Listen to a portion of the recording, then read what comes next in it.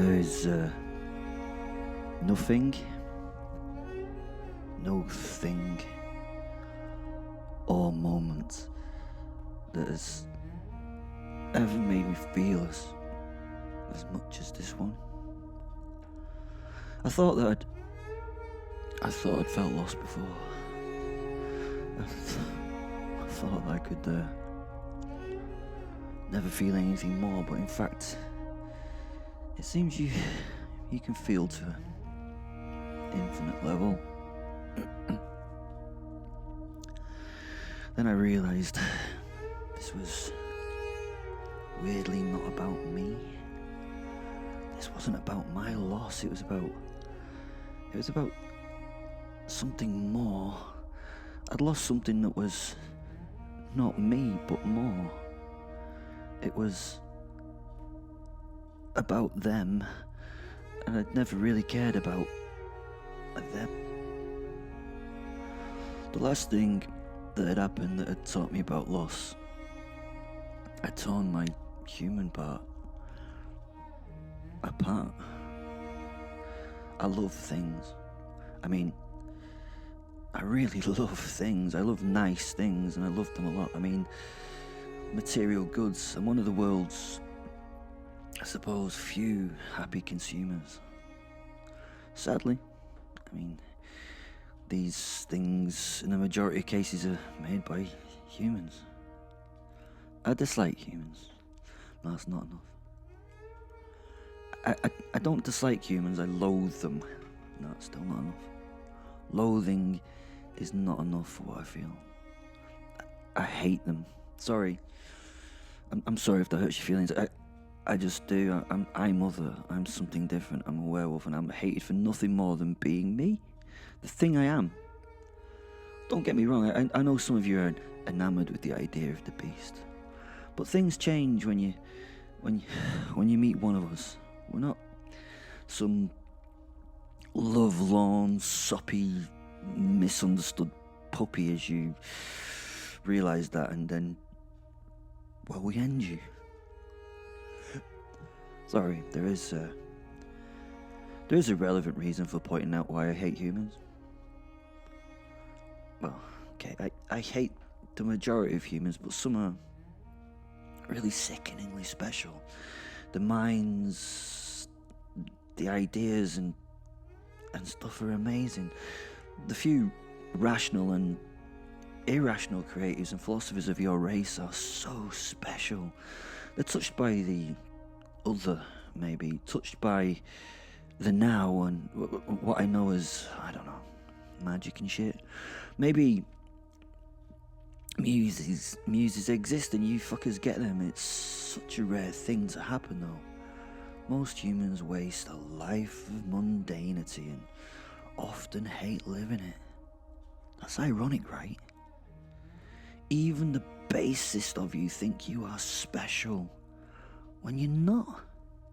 Yet you're so capable of such amazing things right from birth. Hannah Arendt, a genius herself, was so right. So I love the design and the creativity of a few of you. I love the most beautiful of the beautiful things. The, I don't know, profound concepts and thoughts that are constructed and deconstructed down to their building blocks. But mostly, I love the stuff you create. I love that 0.0000, probably 0.1% of stuff that shows a spark of magic or genius that you can, that can pervade the human psyche.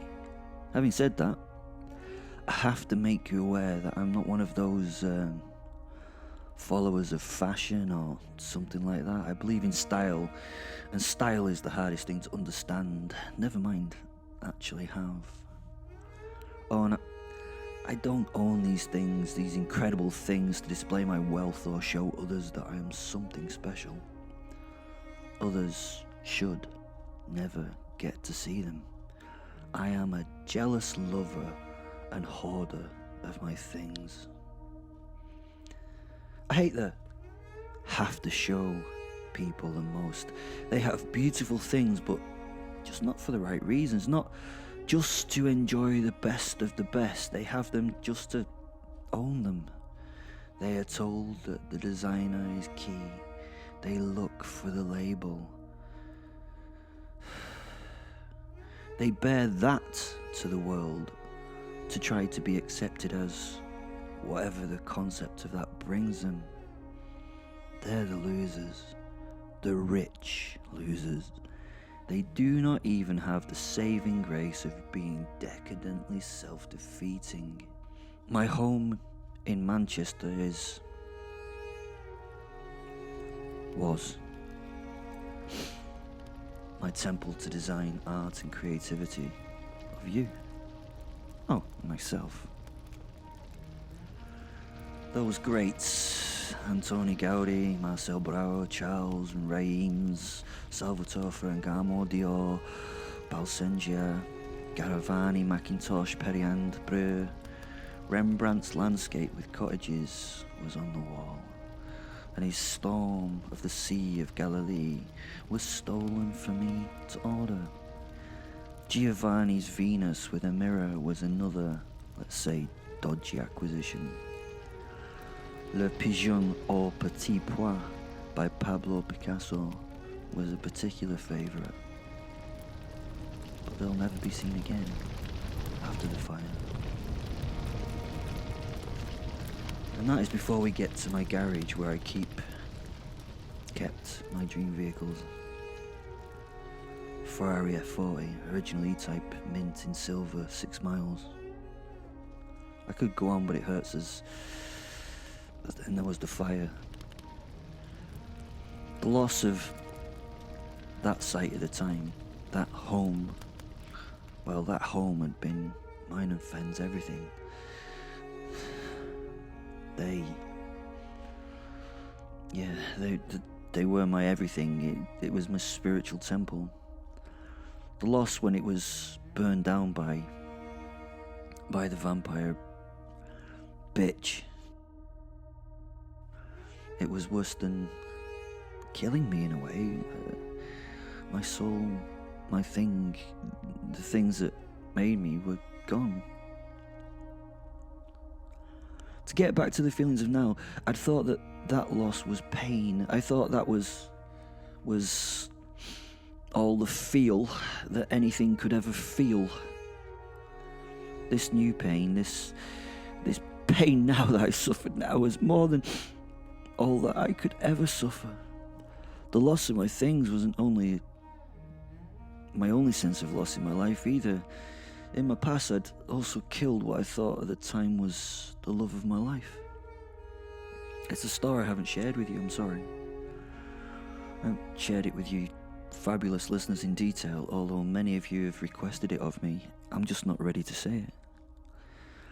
Go listen to episode 19 from way back. The one I loved, she was a werewolf in a tribe in Surgut. Hopefully I don't have to go into much more detail than that. We'd been married long before Fen, my wolf soul, and I even got together. Hopefully you realise that Fen has been linked to others over the past couple of thousand years. I know it's weird that I have a wife I did not know of, but she was wonderful, and we caught up again one fateful night in St Andrews. St Andrews in Fife of all places. It's properly confusing as I explain it here, I know it is, but I loved her. I thought or thunked or whatever that I loved her. I don't know, but apparently it wasn't love. I don't know. It was what I felt now was this love? Was love meant to be this painful? I mean, Azza was beautiful, my wife, and she reintroduced me back into my family's arms. My werewolf brothers and sisters and I we got back together and I got to know them and ran with them on the crisp, snowy peaks of the Ural Mountains. Then, as usual with any story that pertains to me and life, I fucked up. Go listen to the episodes from around about episode 20. You get the whole story. pissed off the pack, and my life was under threat, and as my wife was being used as leverage against me, which, well, it seemed a bit unfair on her, to be honest. Well, probably felt it unfair on me, I don't know. So I killed that thing, the thing that I thought I loved the most at the time. I'd murdered her so she could not be used against me as blackmail or as a hostage. I couldn't allow her to be hurt, because that would hurt me. It was, I suppose it was, yeah, it was still about me, wasn't it? This pain I felt now was no longer just about me. Her wolf soul went free on the human companion's death, and now we find the same soul linked to my little Sally. Why the fuck do I keep saying that? My little Sally. I don't fucking own her. She's her. I don't own her. The pain comes flooding back. They couldn't have killed Sally. It's all a trick. Maybe I made a mistake torturing, abusing, and playing with a vampire queen for those decades in the basement. Huh? I didn't realise it'd bring anything like this. I don't believe in karma, but I believe in revenge, and this was hers in full swing. But what I had done in the past was done, and I couldn't take it back. I wish I could, but I could feel this. Samarat, the Blood Godess, had either read, Machiavelli's Prince, or she'd learnt this stuff just by living for such a long time. She was obviously really intelligent, and, she's a goddess, isn't she? So she's got an unwarranted power, I suppose. She knew that when dealing with an enemy, you completely destroy them. I mean, that's if you respect them, I suppose. You don't do anything that the enemy can, recover from. You can't let them be able to rebuild back to a position of power. You can't give them a chance to come back. They have to be done. I don't know. I thought I'd killed her. I'd fucked up on her. I mean, she was brilliant in her malevolence. In other circumstances, I would want to sit at this woman's knee and learn from her, learn how to do this with this much, spite and horror. Sammy was good at this mental torture. I'd only killed her brother.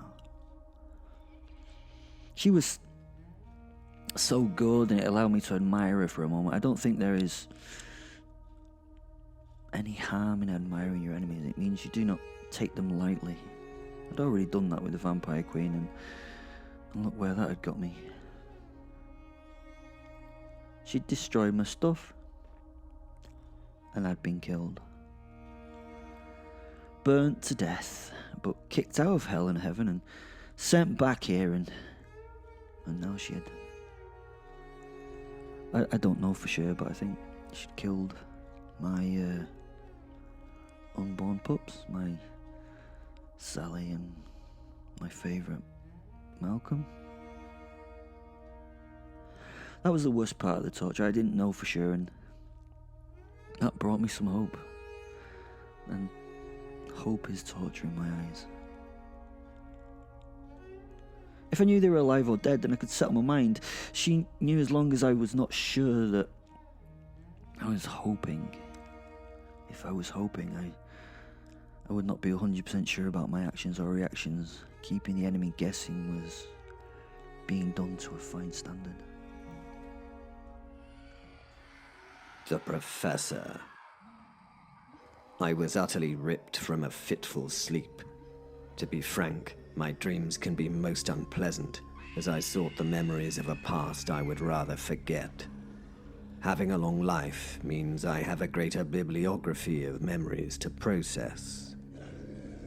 I have done some pitiless things in my past, but I've also done some incredibly brilliant, world-saving and world-changing things. I may have mentioned before that I was the father of modern democracy and all that, but for some reason, those thoughts don't flit into my mind during my sleeping hours. Perhaps God doesn't think I deserve to have pleasant dreams. We all know that he's all-knowing and unquestionable, but a pleasant dream would be nice, just every now and again, Your Holiness. Now, where was I? Oh yes, being utterly ripped from my nightmares into the real world, where it seemed, by the faces of my bedfellows, that a real nightmare was occurring. I have to say, it wasn't shocking for me. It was quite normal. Just another Tuesday night in my life. Although I soon realized it wasn't a Tuesday, though, when the number of beautiful faces linked to naked bodies in my bed would never equate to a school night. I semi-sat up, smiling, trying to tidy my hair into a semi-acceptable mess for... Now, who have we got here? Oh, Fliss, Bliss, Chris, and Donna. I know, nothing's ever perfect in this utterly imperfect world. They were all looking frightened and motioning in that silent manner that they had to do something. I think they think it's sexy and mysterious to be quiet, or maybe they just are quiet. I don't know. They were trying to point to the noise that seemed to be everything in the world right now. It hadn't even registered in my mind yet, but when it did, it was unforgettable. I'd never heard anything quite like it before. It was pain. It was hurt. And it was bestial. It wasn't fury yet. Not yet. So maybe... Oh, of course. Maybe I could do something about it. Yes, down to me again. How utterly annoying. Always bloody Simon. I mean, look at these ladies here and listen to that sound. Which would be a more worthy exercise for my exploration, I ask you. I was shaken from this pleasant thought and lifted to my feet by the gaggle of naked women as they pointed at the door. A door that, because of the last 24 or 30, whatever, hours, I had difficulty focusing on. Fairy dust and malt whiskey are not the greatest mixture for a man of my years, although I am able to keep the old end up, as it were, in the ladies' department. Smiled rather smugly to myself. As the Stoics say, find gratitude for the small things in life, and you'll be happy. Not that it's a small thing, but I've just never had to drop the blue pill, to get stood to attention in my life. Although I do believe it's a modern... I digress. I looked around for something to drink, but was pushed towards the door by several hands as the noise got noisier and more pertinent to the moment. I was utterly bamboozled by it, but as usual, I'd been sent here to do a job by God, and when you work for the Almighty, a hangover and exhaustion from fornication are probably not an allowable reason to shirk and have time off. I stumbled barefoot to the door and reached the door handle on my third try. It was concerning how much concentration it took to get hold of the handle, but the world was slowly resolving itself into whatever this world was. I paused for a moment and shook my head to get the last of the sleep from it. Something wasn't right. I cupped my hand to my mouth to sniff my own breath. It was okay. Wasn't that? Something was wrong, though. Ah, no pants! I smirked to myself. When working for the Lord, it would be utterly remiss of me not to be wearing pants. Fliss smiled as she passed me some pants. I laughed. She always had a great sense of humor, and this made me feel a lot better in this strange moment. I don't think the pink lacy thong is appropriate for God's work, do you? But I suppose it's the thought that counts, and I will keep it in mind, I said, as I smiled at her and gave her a small kiss. I winked at her before I picked my Calvins off the bedpost and tried to put them on with a bit of gentlemanly aplomb. This actually meant I hopped around the room in a circle on one foot a couple of times before getting the right bits of me in the right holes. Once armoured for war in crisp white cotton, I placed my hand on the door handle. And here we go again. Well, now the rage came. Now the rage. I was the werewolf, and one body holding two souls now so full of rage that this body could not contain it. Things were moving around me. Things were trying to get away from me. I couldn't move. My physical body was locked solid in rigor. Could not control it. The pain so intense, I could not get past this. I couldn't breathe. Yet I was breathing at a ridiculous rate. I couldn't do anything. The rhythm of my heartbeat was so intense that it thought it was going to burst in my chest. I could hear screaming and running all around me. I could sense panic on top of the panic that I felt. Something came too close and I grabbed it without looking, pinning it harshly to the floor. It was physically feeble now and held in my grasp. I could have killed it, just simple with little effort, and it cried and pleaded. I moved my head over it to see it as a whole. I was going to kill it deliciously. I was going to let it know that I was going to kill it, and then I was going to kill it. My right clawed hand was big enough to pin it across its chest to the floor, and I settled my weight into its rib cage. I started to crush, slowly, initially making its breathing somewhat difficult, but enjoying its pathetic distress. It mewled and it cried. It was a pathetic, disgusting thing. I looked at its face. Its eyes were full of terror. Of course they were. The thing was hysterical. It was flailing its arms at my arm that could just hold it there indefinite without any consequence. I growled at it as it tried to wiggle its way free. No! Then those dark eyes were green. The emerald chips at the heart of Sally's eyes looked back at me. The face changed from harsh yet beautiful to, oh my God, the imperfection of the little scar on the end of her nose. The freckles, the tousled red hair, the lips slightly pouted with a trickle of blood escaping the left corner. I stopped my incremental pressure and froze. Sally? I started to breathe a little easier when I saw her. A flame of something was struck inside my chest. No, not possible. I closed my eyes and shook my head. And when I focused on her again, it wasn't her. It was just some unimportant girl, some random from the night before, something for me to kill, to destroy, to enjoy, But those eyes, even though they were no longer Sally's, those eyes, I now understood the horror in those eyes. The eyes I would typically enjoy the sight of the fear in and the horror that pervaded were normally, that's why I did this, to feel the power. We all live for power, we all live for it, but now I knew the feeling that those eyes portrayed, that they showed me. They showed me that what I was feeling. They showed me what I now understood. I sniffed the neck. It wasn't Sally, but I gently lifted my paw anyway, taking my weight from her and letting her go. I couldn't do it.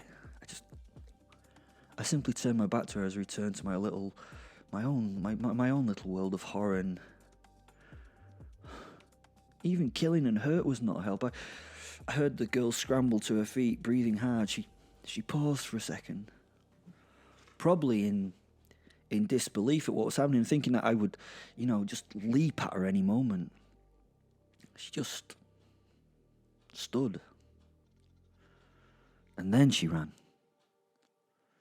I smiled as I felt what she felt for a moment. I could imagine the relief of her survival. Was I truly now impotent? Was this me now? I was raging. I was raging fused, but unable to carry out any of the violence that I needed to exercise these emotions of ours. The Professor. I walked down the corridor towards the noise. This was my normal pattern. Everybody was running the other way, while I, of course, was doing the opposite. Yes, God, you must be laughing right now. You old joker, you. Now, you may think I'm a mighty brave sort who is doing this out of some kind of honor-born reason, but as usual, you are utterly mistaken. I was doing this because nobody else was, and it was my job to do it. The corridor was empty, but the noise I walked towards was getting more intense.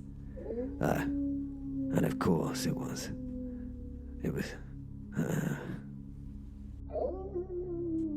I turned to Will's suite, which was the site of the noise. Of course it was. What the hell had he done now? I mean, I liked the chap, but he was an utter liability at times. Trouble just poured off him and flooded the sights around him wherever he went.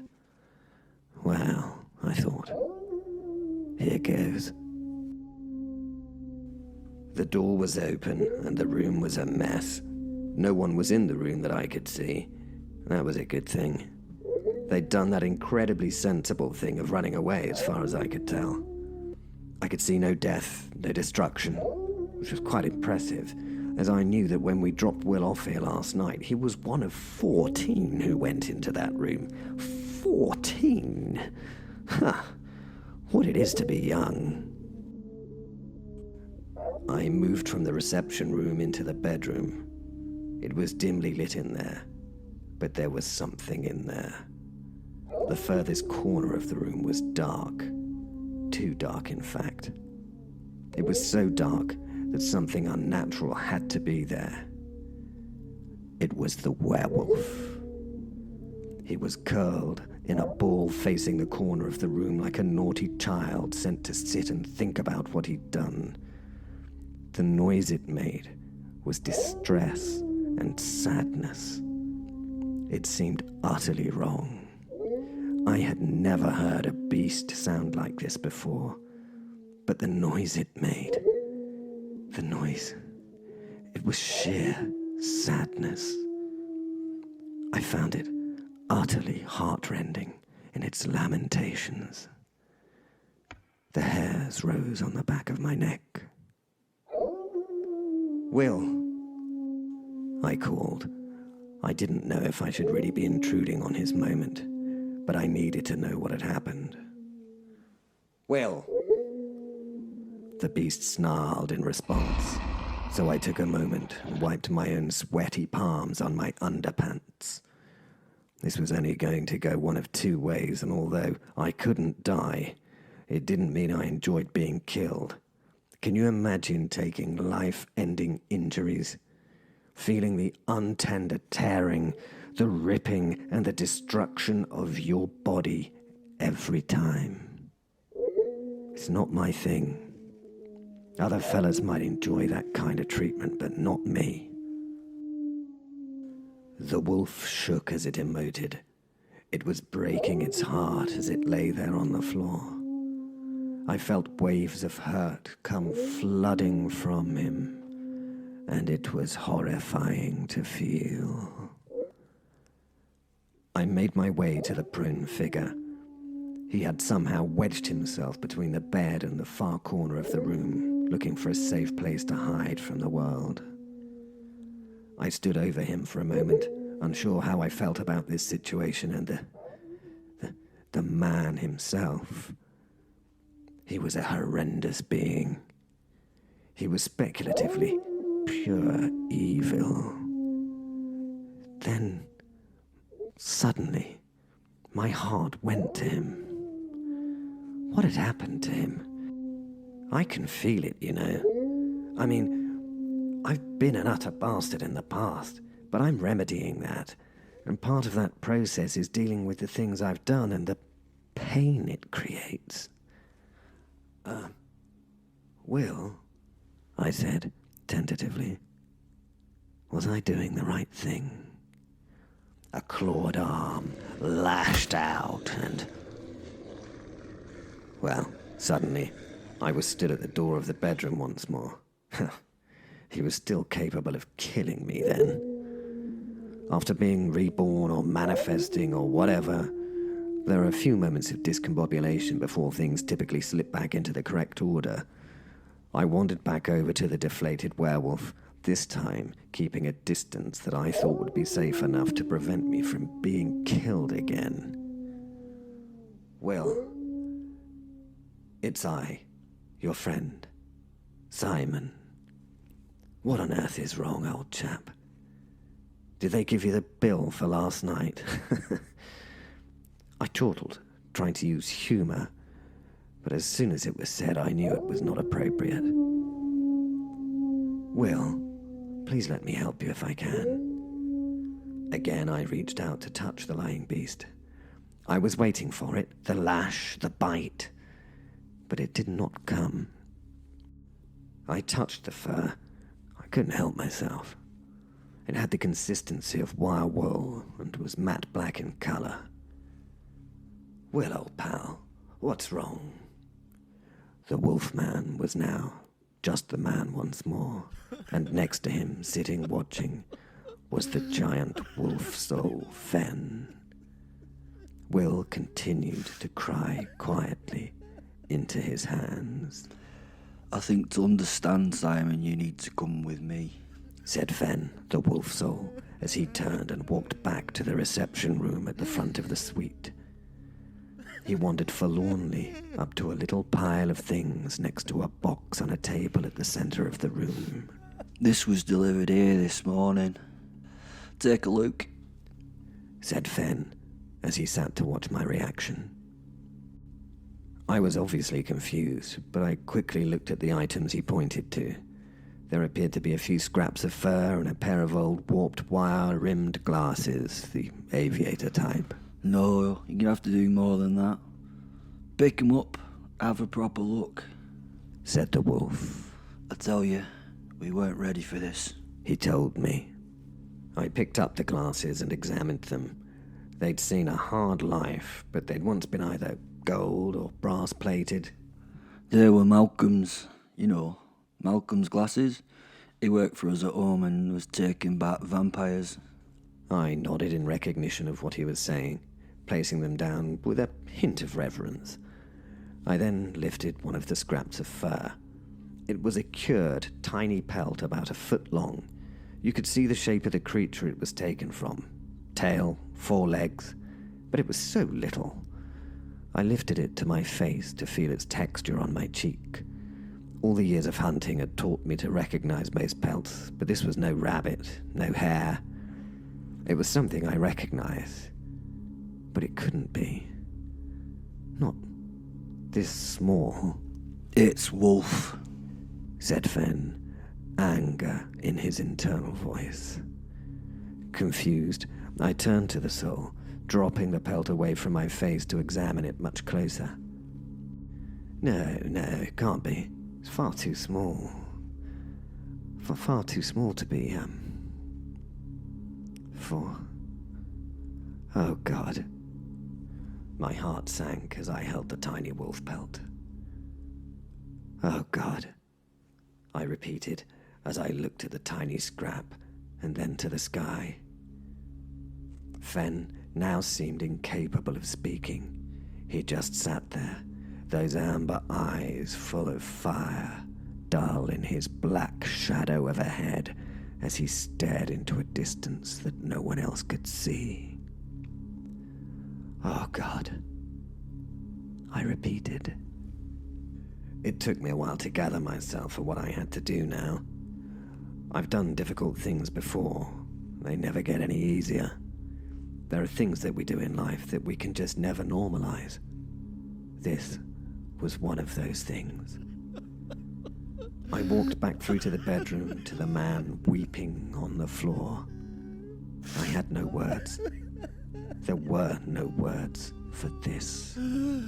What words could there be? Sorry? Sorry?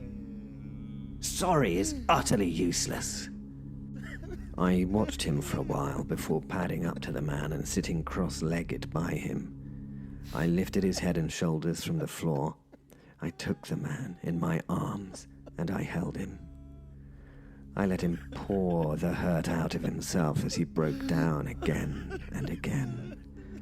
I rocked him like the tormented child he was in that moment, and I held him tight as he released the feelings that needed to be felt. I rested my cheek now on his before speaking to him. "I promise you this, Will. I swear this to you. They will pay by all that is holy or unholy. They will pay. I swear, whatever it takes, the right or the wrong, they will be brought to judgment for this. My judgment has been cast. I will help you utterly destroy them." There was movement in the corner. She was there. Of course she was. Lucifer. Lucifer was looking upon this. I closed my eyes. It wouldn't remove her from the moment, but I wouldn't give her the satisfaction of knowing that I'd seen her. I knew not for whom this torment had been curated, but I tell you this, I felt his pain. A glooming silence now that morning brought. The sun, for sorrow, would not show his head. For 'neath the fallen angel's spiteful gaze, all are punished.